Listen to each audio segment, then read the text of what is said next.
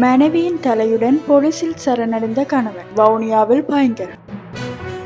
இலங்கையில் மெட்ரோ பேருந்து சோள இறக்குமதிக்கு அமைச்சரவை அனுமதி. ஆணையரவு ஒப்பின் பெயரை மாற்ற ஒப்புக்கொண்ட அரசாங்கம், சபையில் அறிவிப்பு.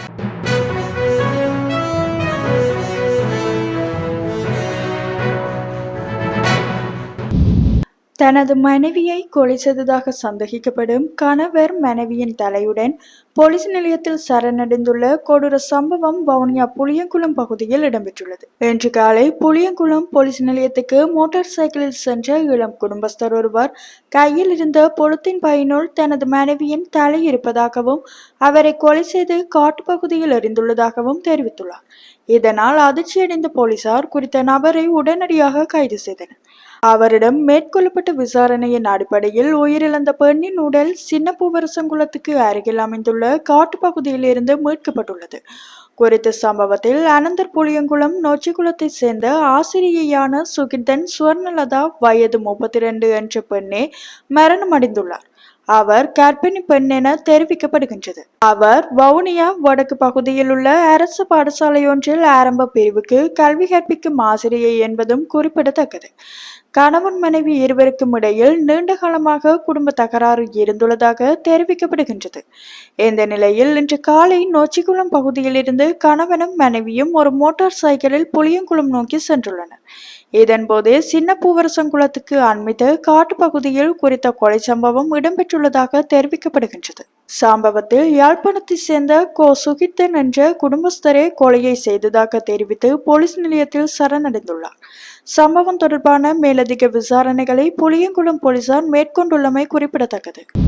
நகர போக்குவரத்துக்கான மெட்ரோ பேருந்து அலகொன்றை தாபிக்க அமைச்சரவை அங்கீகாரம் வழங்கியுள்ளது. பொது போக்குவரத்து சேவைகளை நவீனமயப்படுத்துவதற்காக இலங்கை போக்குவரத்து சபையின் கீழ் முன்னோடி கருத்திட்டமாக சொகுசான உயர் தொழில்நுட்பத்துடன் கூடிய பேருந்து வகை ஒன்றை அறிமுகப்படுத்துவதற்காக 2025 ஆண்டுக்கான வரவு செலவு திட்டத்தில் முன்மொழியப்பட்டுள்ளது.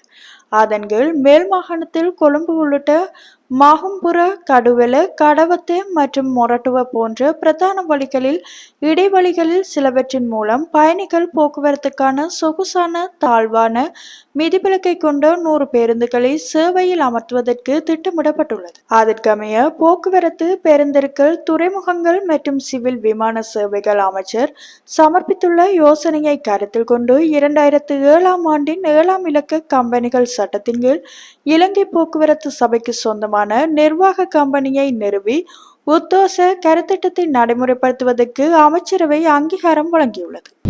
திரிபோச உற்பத்திக்கு தேவையான தரம் உறுதி செய்யப்பட்ட சோளத்தை இறக்குமதி செய்வதற்கு அமைச்சரவை அனுமதி அளித்துள்ளது. உள்ளூரில் சோளம் கொள்வனவு செய்வதில் உள்ள சிரமத்தை கருத்தில் கொண்டு ஒரு வருடத்துக்கு தேவையான சோளத்தை இறக்குமதி செய்வதற்கான இறக்குமதி உரிமத்தை இலங்கை திரிபோசால் லிமிடெட் நிறுவனத்துக்கு வழங்குவதற்காக சுகாதார மற்றும் வெகுசன ஊடக அமைச்சர் வைத்தியர் நலிந்த ஜேதிச சமர்ப்பித்த முன்மொழிவுக்கு அமைச்சரவை அனுமதி அளித்துள்ளது. இலங்கை திரிபோசால் லிமிடெட்டின் வருடாந்திர சோளத்தொகை 18,000 மெட்ரிக் தொன்களாகவும் மாதாந்த தேவை 1,500 மெட்ரிக் தொன்களாகவும் உள்ளது. அனைத்து கர்ப்பிணி தாய்மார்கள், பாலூட்டும் தாய்மார்கள் மற்றும் 6 மாதங்களுக்கு மேலான ஊட்டச்சத்து குறைபாடுள்ள குழந்தைகள் மற்றும் 5 வயதுக்குட்பட்ட குழந்தைகளுக்கு திரிபோசா வழங்கப்படுகின்றது. திரிபோசா உற்பத்திக்கான முக்கிய பொருட்களாக சோளம் மற்றும் சோயா பீன்ஸ் பயன்படுத்தப்படுகின்றமை குறிப்பிடத்தக்கது. யாழ்ப்பாணம் ஆணையரவில் உற்பத்தி செய்யப்படும் உப்பு ஆணையரவு உப்பு என மறுபெயரிடப்பட்டு உள்ளூர் சந்தை வழங்கப்படும் என கைத்தொழில் மற்றும் தொழில் முயற்சி மேம்பாட்டு அமைச்சர் சுனில் ஹந்துனந்தி தெரிவித்துள்ளார்.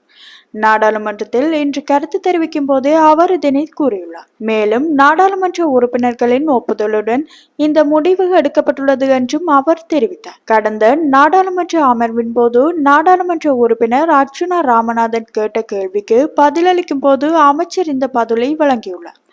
முன்னதாக ஆணையரவில் உற்பத்தி செய்யப்படும் உப்பு ரஜலுணு என்று அழைக்கப்பட்டது.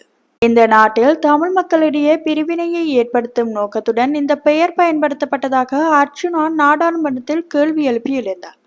சில பிரச்சனைகள் காரணமாக நாட்டின் தமிழ் மக்களிடையே பிரிவினைவாதத்தை உருவாக்க தற்போதைய அரசாங்கம் செயல்பட்டு வருவதாகவும் அவர் சுட்டிக்காட்டியிருந்தார். கல்வித்துறைக்கான டிஜிட்டல் மாற்றத்துக்கு செயலணி ஒன்றை உருவாக்குவதற்கு அமைச்சரவை அனுமதி வழங்கியுள்ளது. இது தொடர்பில் மேலும் தெரிய வருவது, இலங்கையில் மாணவர்களை பாடசாலைகளுக்கு உள்வாங்கல் மற்றும் தரப்பண்பான கல்வியை வழங்குவதில் சிறந்த முன்னேற்றங்கள் அடைய பெற்றுள்ளது. ஆனாலும் தற்போது 42,000க்கும் மேற்பட்ட ஆசிரியர் பற்றாக்குறை காணப்படுவதும், கிராமிய மற்றும் குறைந்த வசதிகளை கொண்ட பிரதேசங்களில் அதிகரித்து வருகின்ற ஏற்றத்தாழ்வுகளால் கல்வித்துறை பெரும் அழுத்தத்துக்கு உள்ளாகியுள்ளது. இந்த நிலைமையின் கீழ் கல்வித்துறையில் முறைமை ரீதியான மாற்றம் ஒன்றை அறிமுகப்படுத்த வேண்டிய தேவை கண்டறியப்பட்டுள்ளது. பெரும்பாலான நாடுகள் தமது கல்வி முறைகளில் புரட்சிகர மாற்றங்களை ஏற்படுத்துவதற்கான டிஜிட்டல் அனுகூலங்களை வினைத்திறனாக பயன்படுத்துகின்றன. இலங்கையிலும் பல்வேறு டிஜிட்டல் கல்விக்கான தொடக்க முயற்சிகள் ஆரம்பிக்கப்பட்டிருந்தாலும் அவை முறையாக கட்டமைக்கப்படாமையால் எதிர்பார்க்கப்படும் பெறுபேறுகளை பெற்றுக்கொள்ள முடியாமல் போயுள்ளது. அதனால் சமகால கல்வி மறுசீரமைப்பு மற்றும் அதனுடன் இணைந்துள்ள மூலோபாய டிஜிட்டல் அணுகுமுறை ஒன்றை நடைமுறைப்படுத்துவது அவசியமாகும். அதற்கு தேவையான படிமுறைகளை மேற்கொள்வதற்காக பிரதமரின் செயலாளர் தலைமையில் மற்றும் கல்வி, உயர்கல்வி மற்றும் தொழிற்கல்வி அமைச்சின் செயலாளர் மற்றும் டிஜிட்டல் பொருளாதார அமைச்சின் செயலாளரின் அங்கத்துவத்துடனும் ஏற்புடைய ஏனைய பங்காளர்களுடன் கூடிய கல்வித்துறை டிஜிட்டல் மாற்றம் பற்றிய செயலணியை நிறுவுவதற்காக கல்வி, உயர்கல்வி மற்றும் தொழிற்கல்வி அமைச்சராக பிரதமர் சமர்ப்பித்த யோசனைக்கு அமைச்சரவை அங்கீகாரம் வழங்கியுள்ளது. சமீபத்தில் போலீசாரால் கைது செய்யப்பட்ட சான் சுத்தா என்ற போதைப்பொருள் கடத்தல்காரர் சிறை அதிகாரிகளால் தடுத்து வைக்கப்பட்டிருந்த போது வைத்தியசாலையில் இருந்து தப்பி சென்றுள்ளதாக தெரிவிக்கப்படுகின்றது. வெள்ளவாய போலீஸ் நிலைய அதிகாரிகள் கடந்த மே மாதம் 30ஆம் திகதி வெள்ளவாய நகரத்துக்கு அருகில் விசேட சோதனை நடவடிக்கையை மேற்கொண்டனர். இதன்போது வெள்ளவாய பிரதேசத்தின் முக்கிய போதைப்பொருள் கடத்தல்காரரான மகாவெலமுல்லே சான் சுத்தா என்று அழைக்கப்படும் சம்பத் குமார என்பவர் போலீசாரால் கைது செய்யப்பட்டார். அப்போது சந்தேக நபர் போலீசாரை கூறிய ஆயுதம் ஒன்றை பயன்படுத்தி தாக்க முயன்றார். இதனையடுத்து போலீஸ் அதிகாரிகள் சந்தேக நபரின் முழங்காலுக்கு கீழே துப்பாக்கியால் சுட்டனர். துப்பாக்கி சூட்டில் காயமடைந்த சந்தேக நபர் வெள்ளவாய ஆதார வைத்தியசாலையில் அனுமதிக்கப்பட்டு பின்னர் மேலதிக சிகிச்சைக்காக மொனராகலை மாவட்ட பொது வைத்தியசாலைக்கு மாற்றப்பட்டார். மொனராகலை மாவட்ட பொது வைத்தியசாலையின் சிறைச்சாலை அதிகாரிகளின் பாதுகாப்பின் கீழ் சிகிச்சை பெற்று வந்த சந்தேக நபர் இன்று காலை சிறைச்சாலை அதிகாரிகளிடமிருந்து தப்பியோடியுள்ளார். தப்பியோடிய சந்தேக நபரை கைது செய்வதற்காக விசாரணைகள் முன்னெடுக்கப்பட்டு வருகின்றன. இந்த சம்பவம் தொடர்பாக வெள்ளவாய போலீஸ் நிலைய அதிகாரிகள் மேலதிக விசாரணைகளை முன்னெடுத்துள்ளமை குறிப்பிடத்தக்கது.